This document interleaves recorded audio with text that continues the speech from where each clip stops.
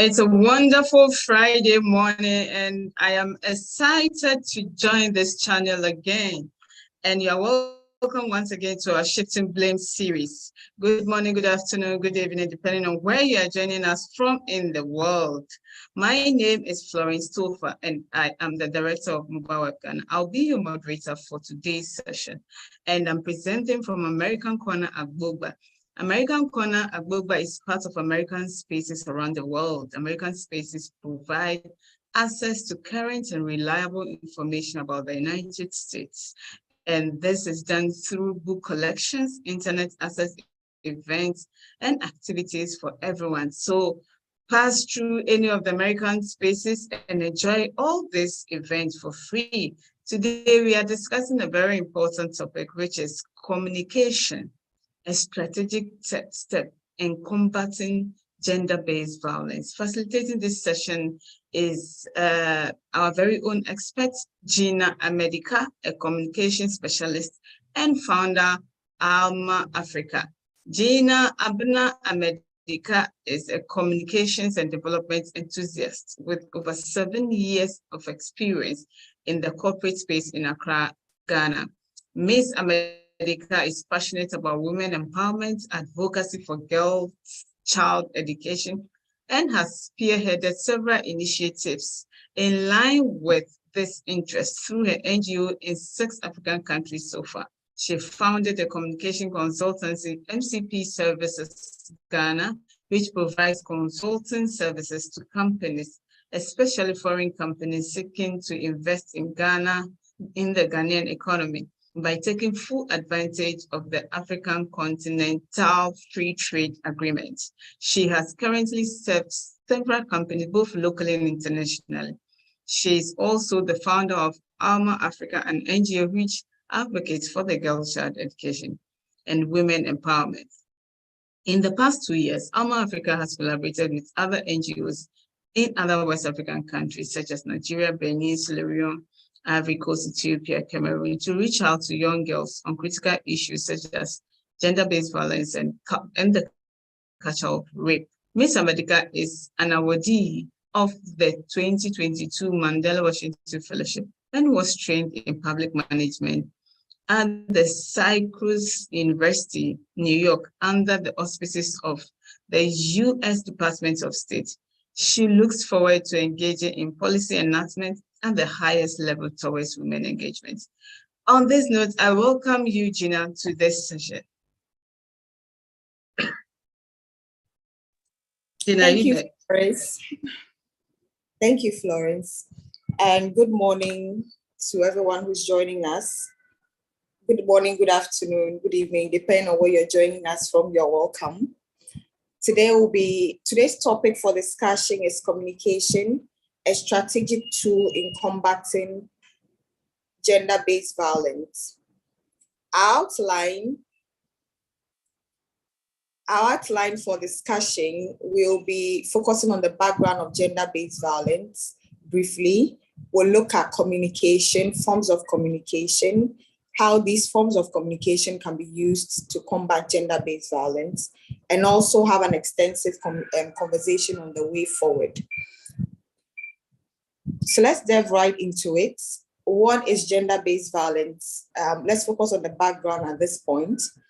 According to the European Union, gender-based violence is any act of violence that affects persons of a particular gender disproportionately.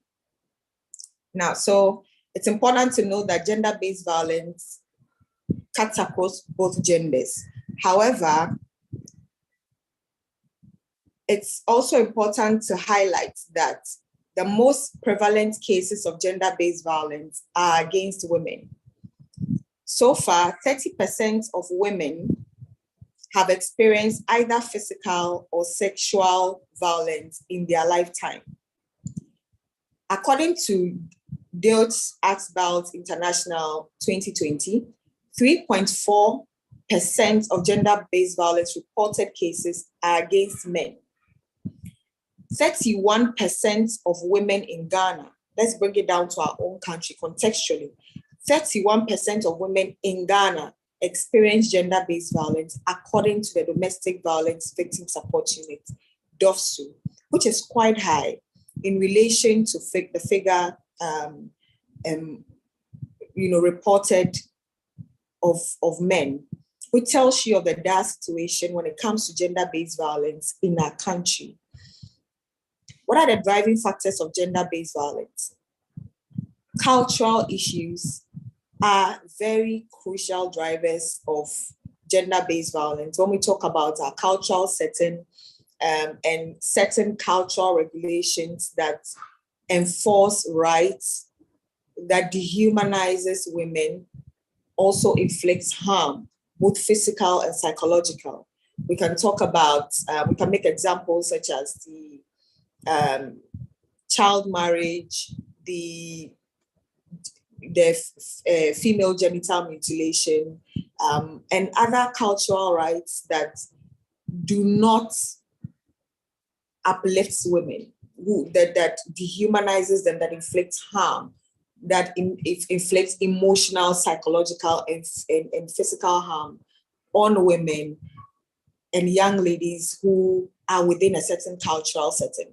We look at the social effects as well, which can also serve as very serious drivers, where we have a very patriarchal society where there's a very unbalanced power play between men and women, which becomes a very serious driver towards gender-based violence against women, because the men are seen to be the very superior gender in our social setting. And this does not augur well, or this doesn't support the empowerment of women.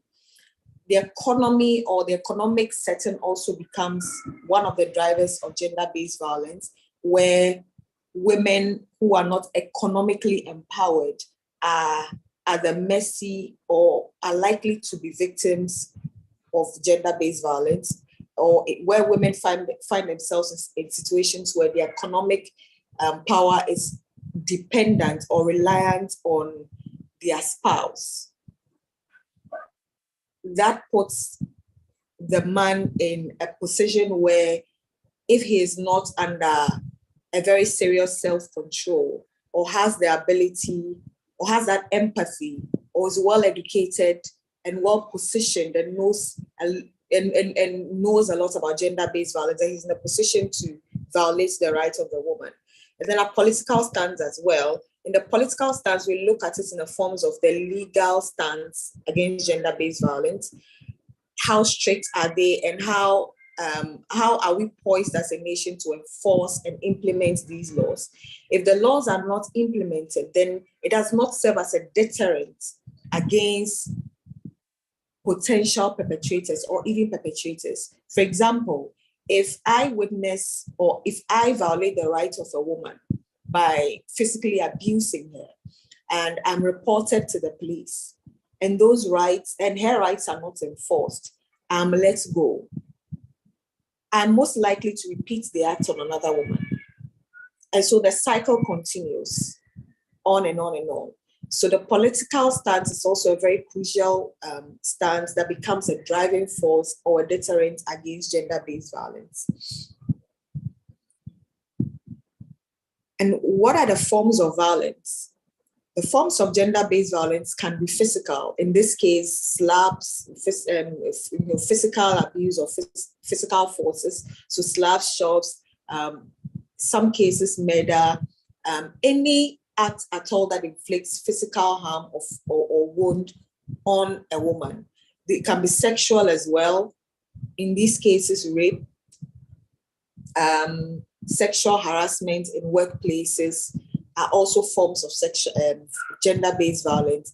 Emotional forms of abuse can also be determined or can also be categorized under gender-based violence. Most people overlook this form of abuse as, they don't regard this form of abuse as being very indicative of what violence should be.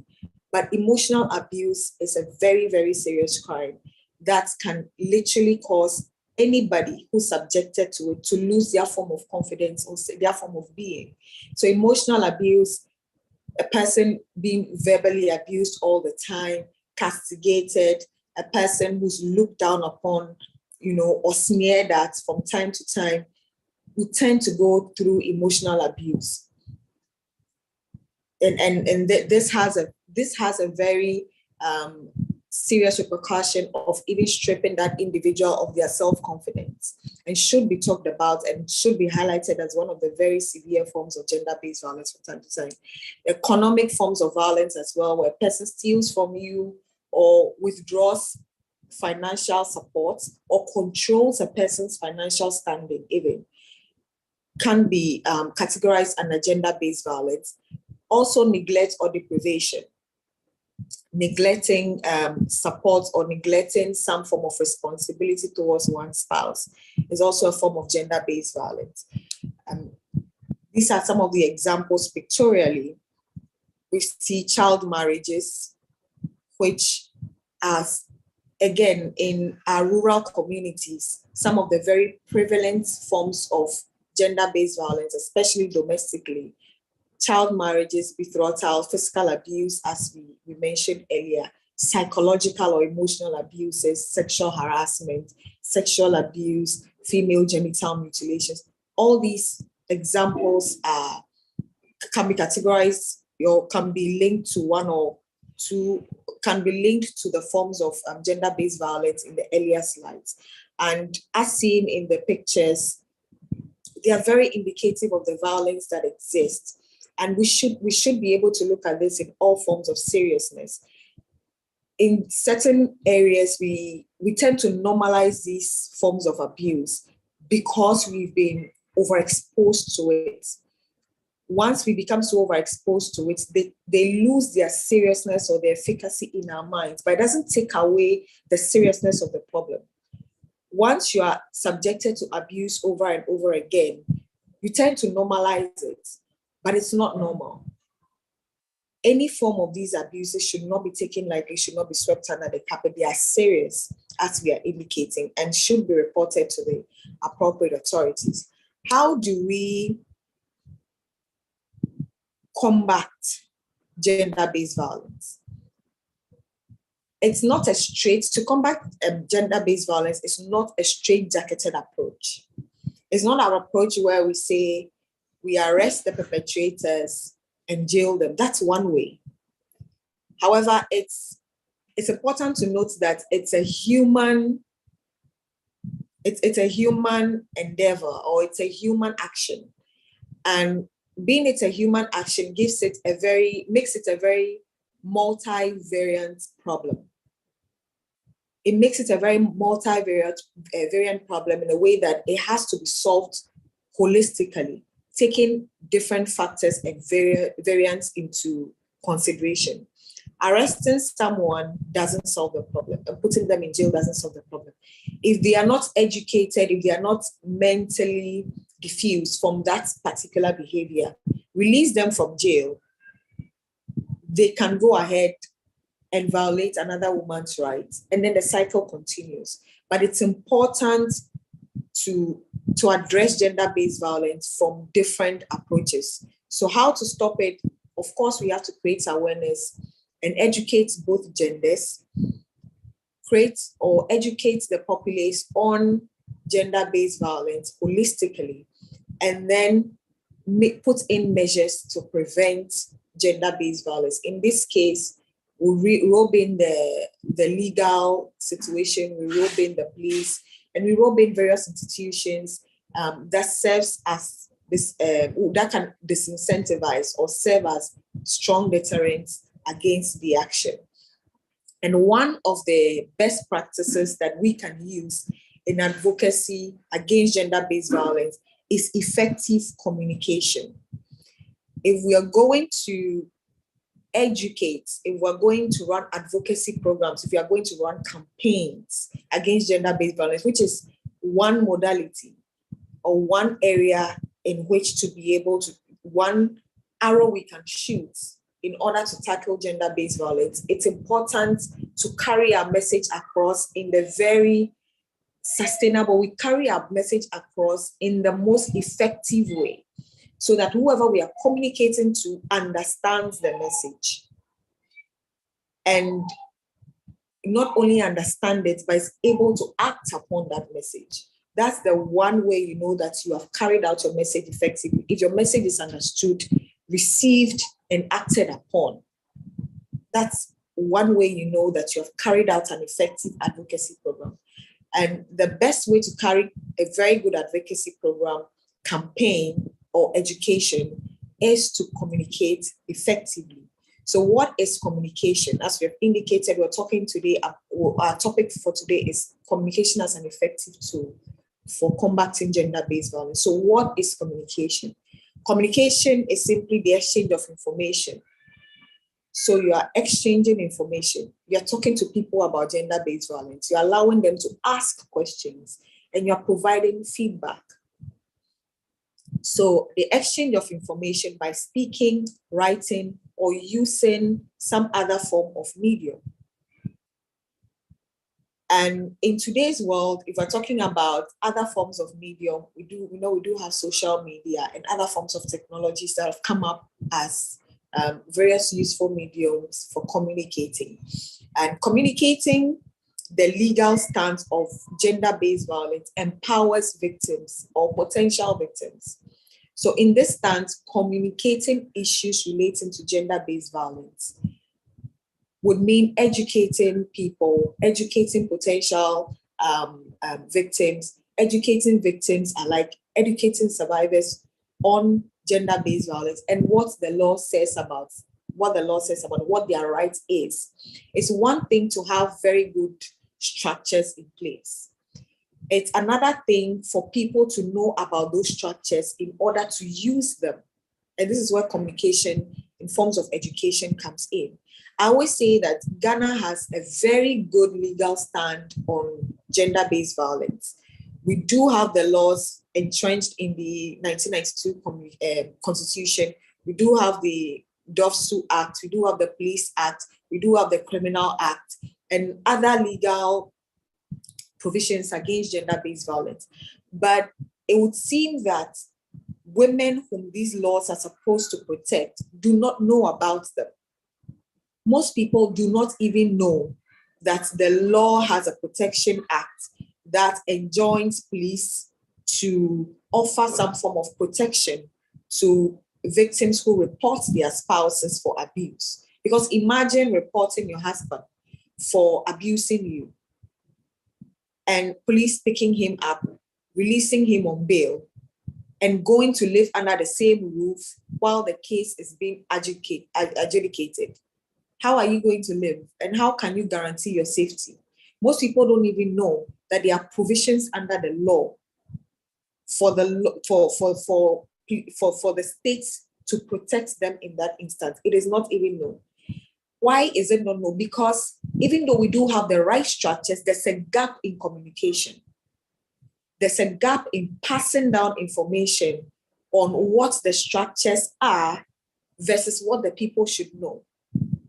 So that we should be conscious enough to be able to communicate the stance of the law and the state to the people. Because once the populace know about the rights and the structures that enforces their rights, then they are empowered enough to stand against or to enforce that law. And this is where effective communication comes in. Intentional, effective communication comes in. So what are the forms of communication? What forms should communication take? It should be visual. It's a visual form of communication. Visual communication is one form to use, but when you talk about form, it should be visual, but what channels do visual communication use? Visual communications can be channeled through art, videos, graphics. So early on in our presentation, we showed pictures or some form of art on the various examples of gender-based violence. It's an effective way is an effective channel of communicating what gender-based violence is, or even what the legal stance is. to a group of people. So once you're communicating, you have an audience, but it's important to have a target audience. And each form of communication would suit a specific target audience. So visual forms of communication, for example, would be suitable for children or people or young adults. When I say young adults, I mean children, of course, from ages 2 all the way to 10, or from 10 to 17, the young adults from 17 to 25. We are drawn to visuals, especially children are drawn to visuals. That's why you have the cartoons, you have all these animations, and that's how they learn. So if, depending on your target audience, if you want really to start educating young adults or children from a very tender age about what harassment is, what gender-based violence is, if you're an advocacy institution, you should be drawing your communication towards a lot more visuals, because that particular age group want to see. We are enticed by what we see. So these children would watch and emulate what they see on television, what they see in the animations, what they see in these cartoons. It will be easier to reach them that way. The young adults as well are drawn towards videos on YouTube, videos on Instagram. So communication through that channel using the videos as well will be very effective. And then graphics. We have animations and all. Growing up, there used to be this channel. We did have junior graphics, and you could tell that there were a lot more visuals, graphics, a lot more pictures than text, because their target audience at the time were students from primary school to JHS. And at that age, you want to see more than you want to read. You want to see more than you want to read. So these are channels and forms that can be used. So visual communication, an effective form of communication, using channels such as art, videos, and graphics, targeting children or targeting young children and young adults. If, as a civil service society, if these are your target audience, then a visual form of communication should be your most trusted form of communication. And we do have the mass media or new media, which we call social media. And we have several forms of social media, several examples of social media now. We do have Facebook, Instagram, Twitter, there's Reddit, there's TikTok, which has really been one of the most extensive used currently. These forms of media, or this new media, of course, is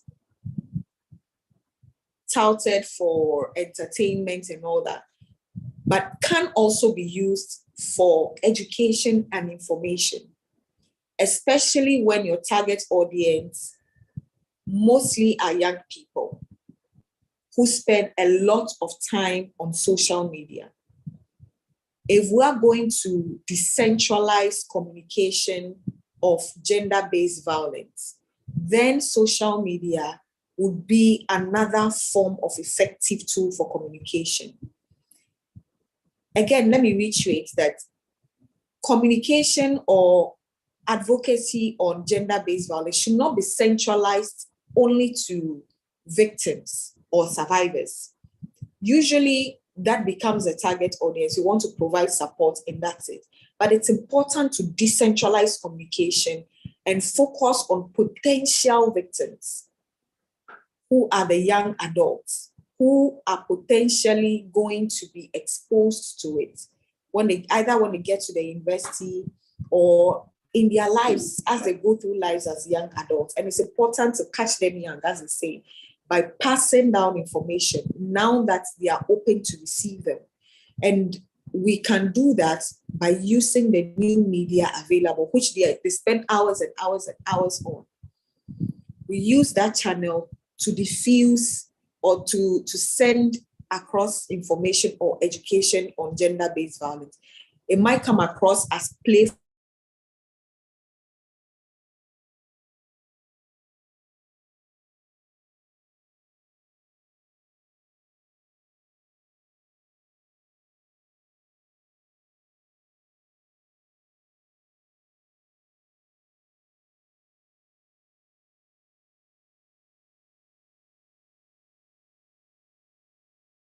Are you online?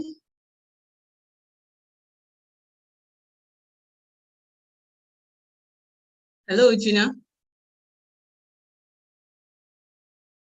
Okay, Gina is not online currently. You can keep sending us your questions, type your questions about gender-based violence in the send us your question on this issue via the chat box, and we will pick it up and answer.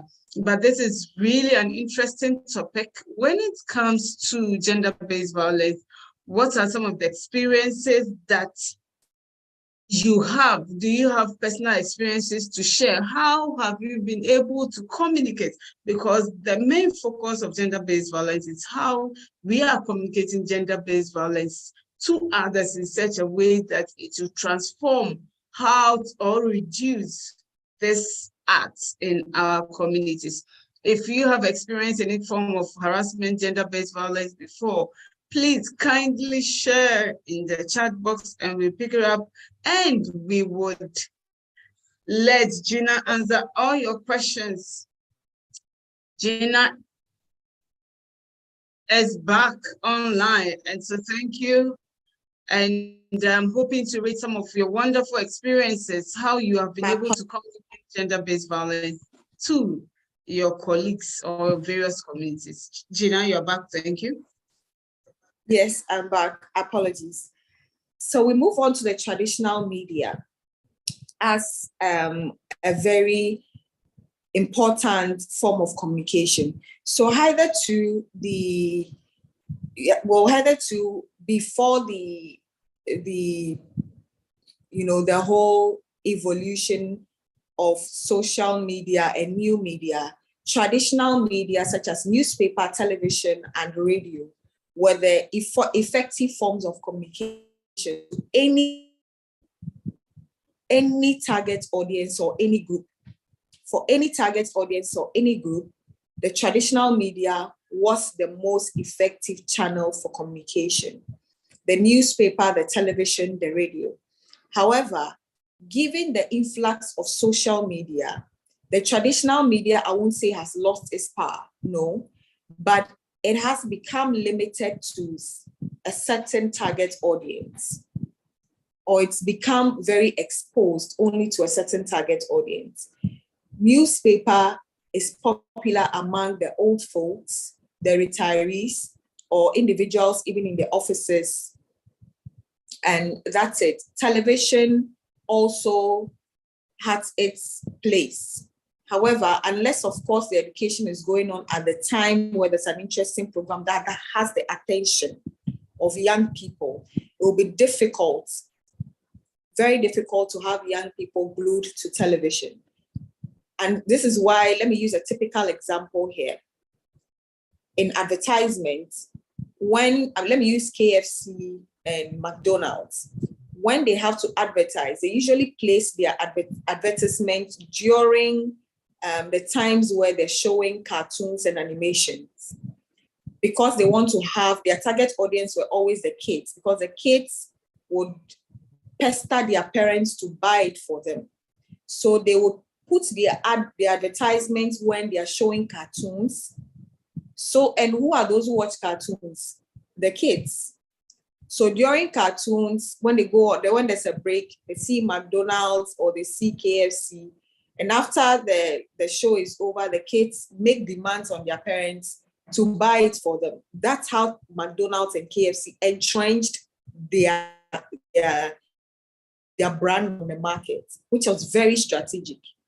And this is how strategic we also have to be if we have to position important campaigns and important information to target to kids and other younger folks using television. If we put it around the time, we position our information around the time when they're showing news or some documentary, of course, we know young adults are not so interested in such content. So how can we position a campaign or our ads on television during periods where the attention on television is high or their viewership is high? This is where that there was this ad growing up. It was a campaign to get young girls to go back to school. I don't know, most people in Ghana would know. This was about 20 years ago, where they had this ring to it: send your girl child to school, send your girl child to school. They usually they position this ad during the time when they're showing telenovelas. And of course, those who watch telenovelas are young folks. I still remember this ad because of the effective channel of communication and positioning of it. They position it at a time where young people were watching television, so your interest for the content was high, and there was no way you were going to miss that advertisement because you're already watching that program. And they used the right channel, the information was right, the ring to it was right, so much so that after 20 years, you still remember it.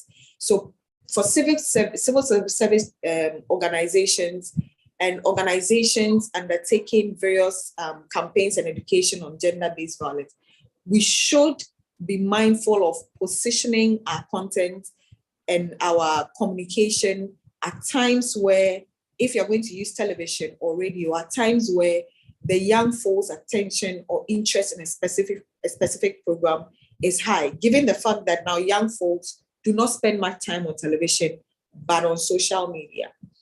And then there's the oral, and of course the radio. Radio is always effective for a specific target audience.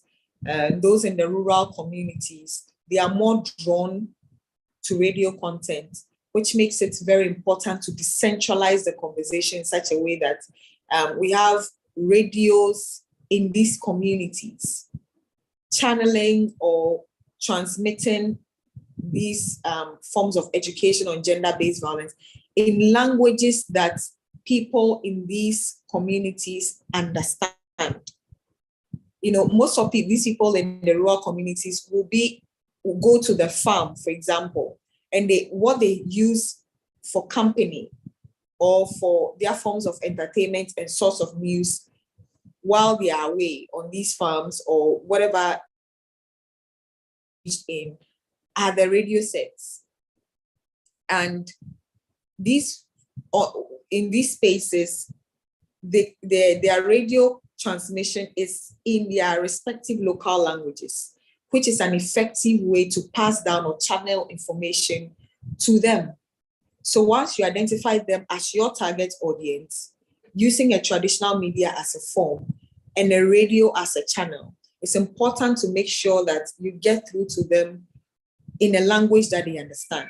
And I am particularly very big on campaigns that are diverse. If you are using, you target the people in the rural communities and a specific age group using traditional media, radio, information does not have to be in stark English. It has to be diffused to a language that they understand. Because if a person does not understand and can't relate to your information, your intentions may be right. But once your channel is wrong, your communication is not effective. So your intention is right, the channel you are using might be right, but once I cannot relate to your message, I cannot act upon it. And remember, I mentioned effective communication is the exchanging the information, a person understanding it and being able to act upon it. And they will only act upon it if they understand it. Another form of communication which will be vital to us in running our arts campaigns is the oral forms of communication. Town hall meetings are effective, which is used by most civil society groups, organizations, and also the NCCE. Face-to-face meetings where we organize these women and talk to them. For example, we had a project in Cameroon and we targeted, Cameroon, the northern part of Cameroon is English speaking. We targeted, and that particular part of Cameroon has been engulfed in conflict for some time now because they've been instigating a secession from Cameroon, wanting to be their own independent nation. So it's been engulfed with conflict. And unfortunately for that area, one of the challenges they are facing now is gender-based violence. Whenever conflict arises, it's important to know that women are always very vulnerable, are the most vulnerable. And it gives room, conflict always gives room for violation of women's rights. So we organized a project or a campaign on gender-based violence in the northern part of Cameroon, and we had to use the oral form of communication as a form. And then we chose the town hall meetings or face-to-face meetings as the channel to communicate or to educate these women. So we had the women from ages 35 and above who were likely to have migrated with their husbands due to the conflict, and are likely to live with their husbands within the specific time when we're undertaking the campaign. Most of them had experienced one or several forms of gender-based violence. So the plan was to meet them, have that one-on-one conversation with them, listen to what they had to say, listen to their experiences, educate them on what the law in Cameroon said, or the stance of the law, the legal stance of Cameroon on gender-based violence, and what they could do, what their action plan could be, and educated them on the way forward as to what they could do. Imagine we had used social media. It wouldn't have been effective because, first of all, this target audience who were at the receiving ends or who were at the experiencing ends of gender-based violence within that community were not on social media. They were at war. And so they didn't have access to phones, they didn't have access to social media. So social media campaigns wouldn't have been effective. If we had used visual forms of communication, even posting visual form of communication that we used some form of visual forms of communication. We had visual representations of rape, abuse, and most of them, as they saw the visuals, they could identify that, okay, this has happened to me.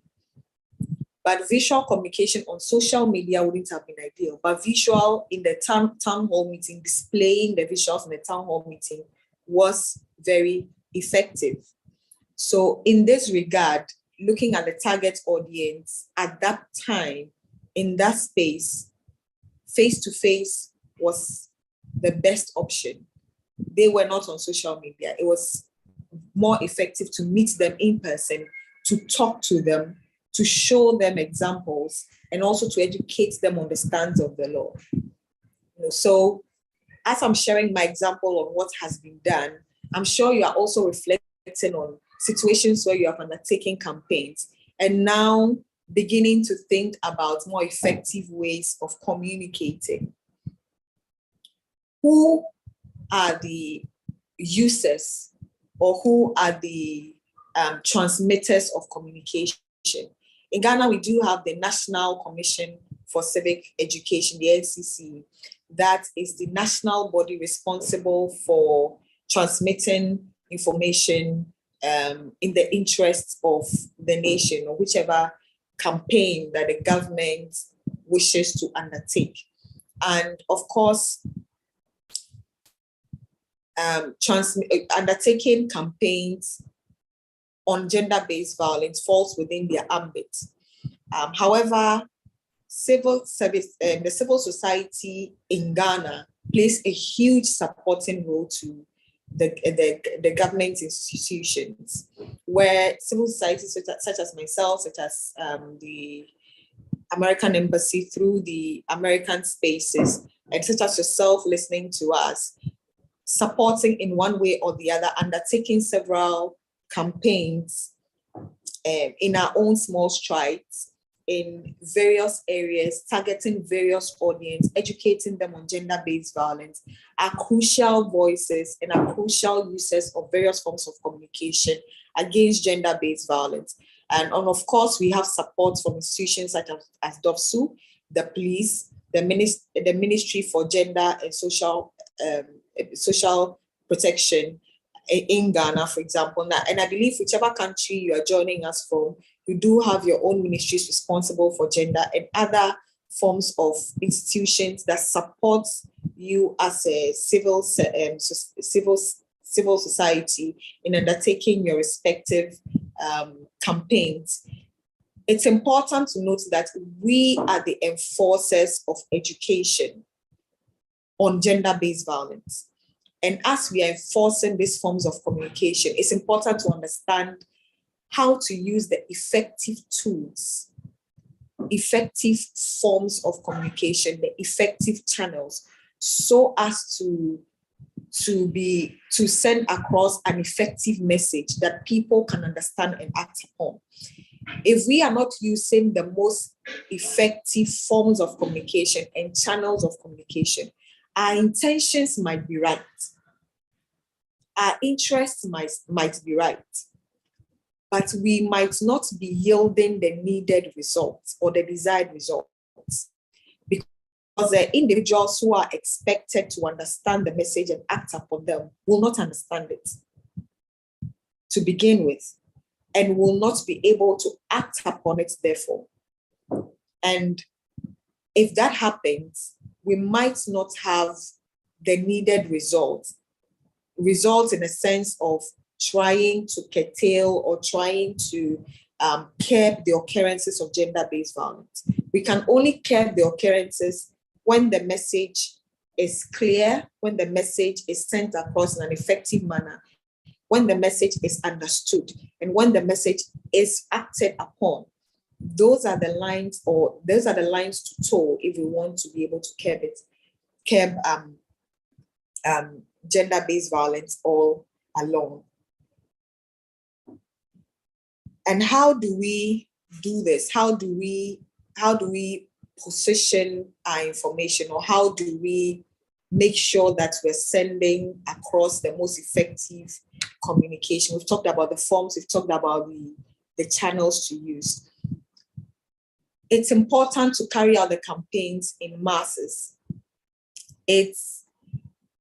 I do agree that there are scenarios where we have one-on-one forms of education, where, of course, psychologists or counselors have one-on-one sessions with individuals, talk to them about gender-based violence and educate them on their rights, and so on and so forth. However, it's important to note that campaigns of this nature are carried out in masses, or should be carried out in masses, or targeted at a lot more people at once, so as to have a certain spread out effect, or so that your message carries a certain far reach. There's a certain extreme reach to your message or to your campaign, that you're reaching a lot more people at once. It's also important to identify your target audience. For example, in our case, using our campaign or our project going back to our project in Cameroon, we had a target audience. We had to identify them. We realized that the people who are experiencing ends of gender-based violence were mothers, were people above 30 who either migrated with their husbands, or are living with their husbands, or even living in displaced camps in the northern part of Cameroon. So after identifying the target audience, then we were able to identify the best form of communication to use, which in this regard was the oral form of communication.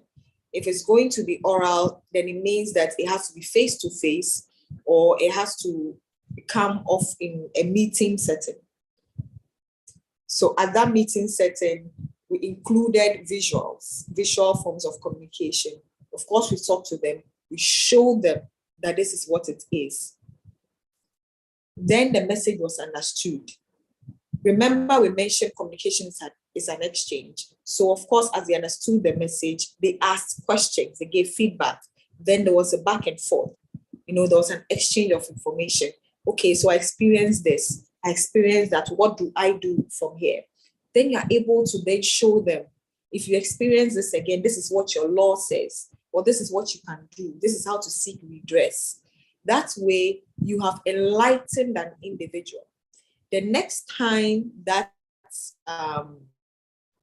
any form of gender-based violence should happen to any of those women in those meetings, they have received a message they have understood. And now they're in the position to act upon that message because they understood it.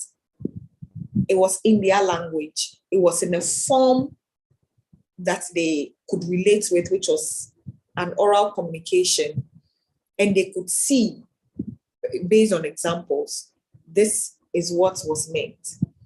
So identifying your target audience is key to an effective campaign, to running a very good campaign on gender-based violence. You have to identify your audience. When you identify your audience, then you would understand, and only then can you pick out the right form of communication to use. Once you identify the right form of communication, you can now identify the right channel through which to educate your target audience, as we did. Another example, we were in Sierra Leone, we did a project in Sierra Leone. This time was a different target audience. Our target audience were high schoolers, because in Sierra Leone, those who experience gender-based violence are of a lower demographic, high school students, university students. You know, the situations or issues of gender-based violence are more prevalent against people, you know, among people within this target audience. So our target audience was a high school. So for that, we'd run our campaign in high school. And for high school, we started off with a social media campaign. And then we had a one-on-one, again, oral form of communication. We used the oral form only because they were in school. It was a boarding setting.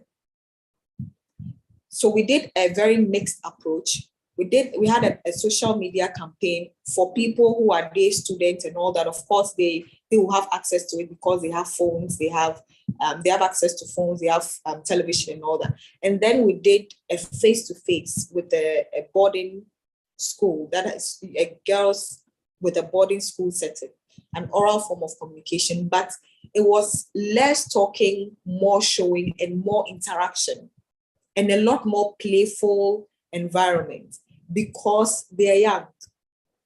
If we had gone with a more dulled approach as we did in Cameroon, they would have been bored and they wouldn't have enjoyed the session, or they wouldn't have been more engaged.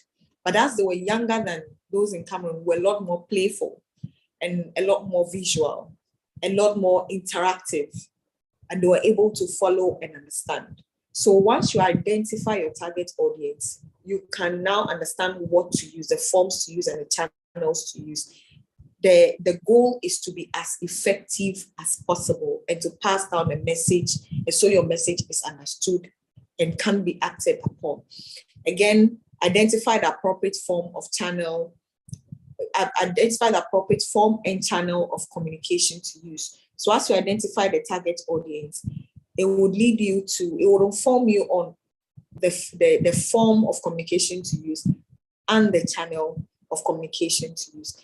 And then finally, coin your message to suit the target audience. Coin your message to suit it. It's very essential. You may identify the target audience, but if your message is not targeted at them, if your message is not interesting enough for that particular audience, you miss the mark. I did mention earlier on about an ad growing up where these young, there was this ad about girls going back to school, send your girl child to school, and it would have the ring to it. Yes, your girl child to school, send your girl child to school. Mama, send them to school. We were very young at the time. This ad was about 20 years ago, but I still remember it because it was targeted at young children, young girls. And the song had a ring to it. The message was direct. So we're unconsciously we'll be singing to this. It's called the hypodermic needle, where an ad has a ring to it. So unconsciously it sinks into your mind and you easily relate to it. You easily sing along. So you can, I'm sure you've come across ads that you didn't deliberately pay attention or consciously pay attention to. But as you are sitting down consciously, you start singing to whatever jingle they had to the ad. These are it's called the hypodemic needle, which is effective in coining messages to suit a specific target audience. In that regard, for the ad going back to school, the targeted young girls, the message was direct. And because of that, 20 years onwards, I still remember the ad. So having an effective message towards a particular target audience is very important. If this same education ad, as I was talking about, was targeted towards adults, it wouldn't have been effective because adults will not pay much attention to the music whatsoever. They would be listening to words. Okay, so do this, do that, do that. And that's what adults will remember. But for children, we remember the song. So it's important to understand what your target audience, who your target audience is, and then do that. And then, so finally, what's the way forward? I would encourage all campaigners, everybody from the civil service society, people involved in advocacy for gender-based violence across the board to understand the audience they're speaking to. Pick an audience, understand the audience. Then choose the right communication, the right form of communication and channel to meet that particular target audience. And afterwards, communication should be extensive to educate on gender-based violence. We shouldn't centralize conversations on gender-based violence only within the suburbs.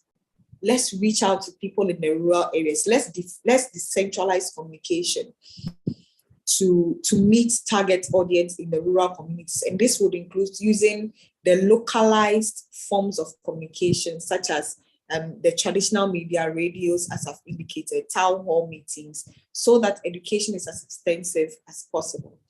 Let's also keep in mind that media is a necessary ally, whether social media, whether traditional media, any form of media at all is a necessary ally in combating gender-based violence, because we can only transmit our information or education or our campaigns extensively through media, because media reaches out to more than one person. Even if it's a newspaper, more than one person will chance upon that information and they will be educated. So if we want to be able to be extensive as possible with our education, media is a necessary ally. That being said, thank you very much. If you have any questions, I'll take them. Otherwise, you can equally just drop your questions in the comment sections and we'll respond to them, or follow me on social media, drop your message in the message column and I'll respond. Thank you very much. We have a lot of questions for you. Unfortunately, we are running out of time, but I believe you can take these questions that we have. I mean, the main topic for our discussion today is communication and how that can be used to combat gender-based violence. And I mean, you know, communication is the center of everything. I mean, everywhere in our social structure, in organization, in the home. I mean, if communication is not done well, it affects the result that we want to achieve. So the question is, would you say that we haven't been communicating gender-based violence well for it to achieve the needed result that we must do? I wouldn't say it's a total failure or flop. I would say a lot of work has been done. What we are doing here is one form of communication, which has been effective in not only empowering other people, other civil society organizations already involved in the campaign, but also individuals out there who follow this channel. I would say that a lot has been done. Civil society has done a lot, and NCCA has done. I think communication has been effective. A lot of campaigns on TV and radio which have contributed to the strides that we have made. Now we have gender courts. Now we have a lot more. Progress has been made, and progress can only be made if or when communication is effective, or when pressure is mounted in the right way.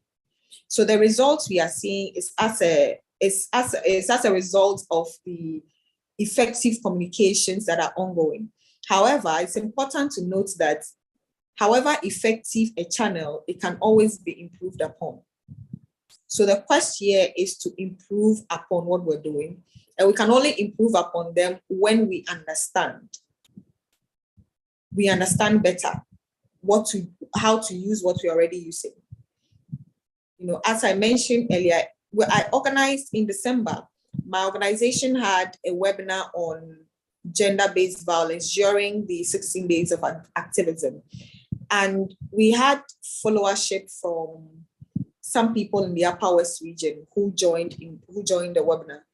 And one person made a very important remark, a lady. She said, it seems as if all the campaigns and information are centralized in the towns and in the capitals, but the experiences are most felt on the ground in the rural communities. So it'll be effective to decentralize communication. So in this regard, even though our communication has been effective and we are seeing results, maybe we should also focus now on decentralizing information and communication to the rural areas, so we can have a very widespread results as we already experiencing. Okay, thank you for that answer. I think that is a good answer. You literally said that, we've made some strides when it comes to communicating gender-based violence, and it's one of the reasons why we have gender courts in Ghana. And I think that I really agree with you.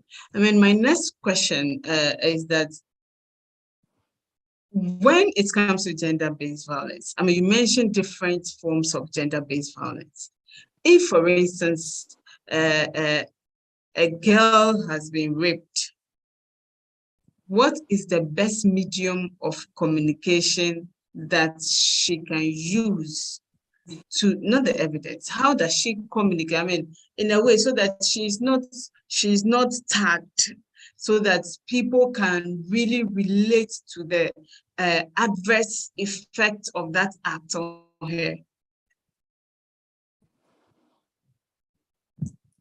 Okay, I will respond to this in two ways.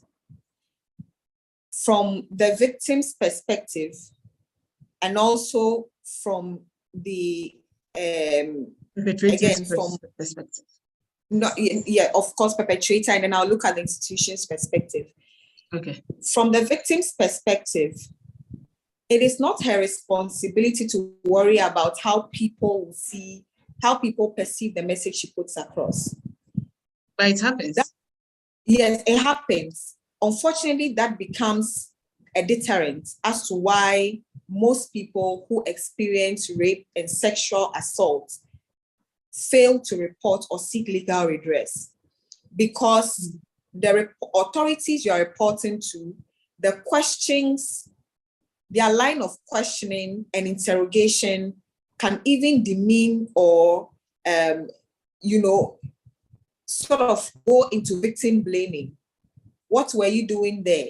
Why did you go there? Why were you wearing this attire? Such questions already deter the person. So all of this become deterrents as to a person going forth and reporting. Now, if we burden victims with thoughts of how people will perceive them, we are already adding on to the pain they are feeling, the pain they are going through, the psychological trauma of rape. So I always say, don't worry yourself about what anybody will say. You want your story heard.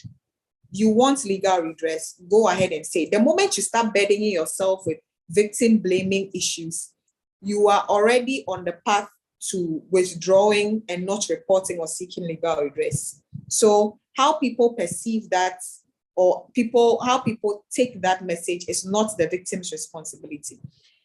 Secondly, the public have to be educated on how to receive or how to receive messages of abuse. Victim blaming is usually the first place, the first modal. It's just the first notion. What was she doing there? What was she wearing? And women of today, for all you know, she's even lying. All of these statements comes from people standing afar who do not even know anything about what happened. even before going into the crux of the information, they have already judged you in the court of public opinion. So a lot of education has to be done. Just as civil society is educating on gender-based violence, we should also put out there information on the dangers of victim blaming. Again, I come to the reporting authorities or the authorities. We have to train our police. We have to train reporting authorities on how to receive or how to be able to interrogate, so as not to make victims feel guilty.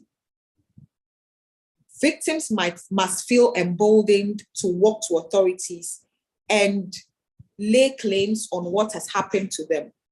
But the moment they shy away, then there's a problem with our authorities, or there's a problem with our reporting authorities.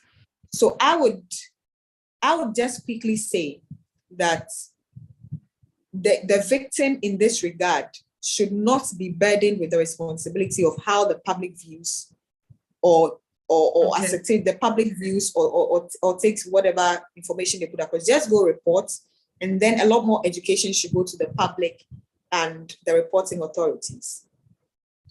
Thank you very much, Gina, for this wonderful session. It's an eye-opener to know how communication can play a key role to combating gender-based violence in our various community. And thank you, our audience on YouTube, for joining us today. And before I close, I just want to introduce you to an amazing online resource that you may find very helpful. It's the eLibrary USA. If you're interested in, it's a state-of-the-art library with 9 premium electronic databases. That includes digital newspapers, magazines, journals, videos, and dissertation. This week, I was on eLibrary USA, and I found it very exciting. Latest magazines and digital newspapers. Be there.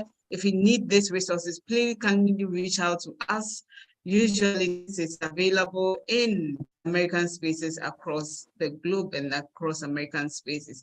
Thank you for joining us today. This program was brought to you by the U.S. Embassy American Corner in partnership with Mobile Web Ghana. And this concludes our program today. Please follow us on YouTube at U.S. Embassy Ghana for more amazing virtual programs. Take care and see you another time next time. Bye.